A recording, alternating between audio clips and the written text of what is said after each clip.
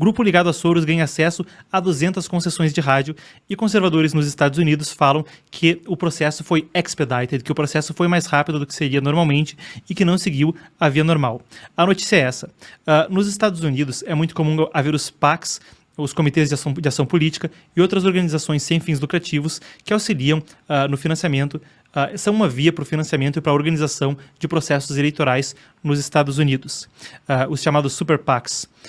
Os PACs, muitas vezes, são doadores de campanha e organizações ligadas a Soros dão dinheiro a eles, que acabam sendo depois levados em funil para outros candidatos. E Soros é um dos principais financiadores de causas democratas. O polêmico bilionário, tantas vezes citado como uma questão de teoria da conspiração, de fato, preside as Open Society Organizations e, de fato, o seu dinheiro, a sua fortuna, acaba muitas vezes financiando causas progressistas nos Estados Unidos.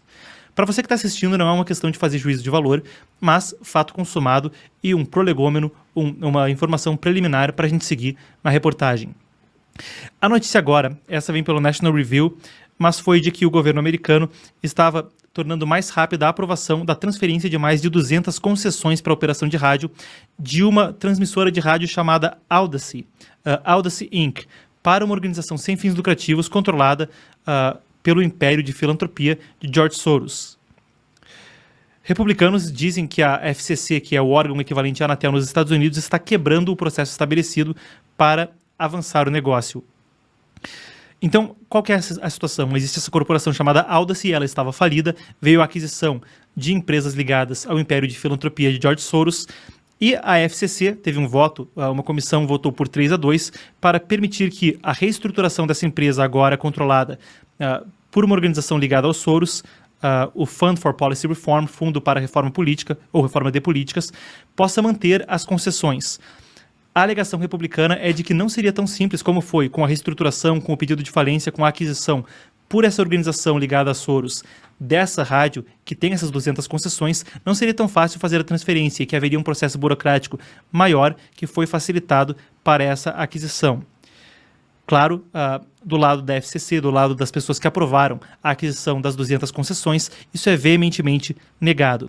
A gente tem aspas aqui para Jessica Rosenworcel, ela que é a presidente da FCC, como eu disse, é a equivalente americana da Anatel, o órgão regulatório responsável. Ela disse, aspas, nessa decisão nós aprovamos que sejam designadas as licenças que eram da Audacy, que esteve sob controle de uma corte de falência, para a nova Audacy, essa agora após a aquisição por essa organização ligada a Soros, para que a empresa possa emergir dos procedimentos de falência judicial.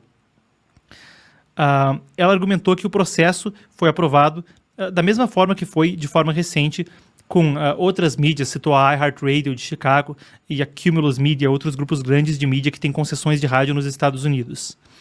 Ela disse, ainda endereçando essas preocupações, sugerir que a coisa foi feita de outra forma é cínico e errado, essa é a fala dela, conforme o precedente claramente demonstra, conforme a jurisprudência demonstra. O que nós fizemos aqui e nos casos anteriores é designado para facilitar a emergência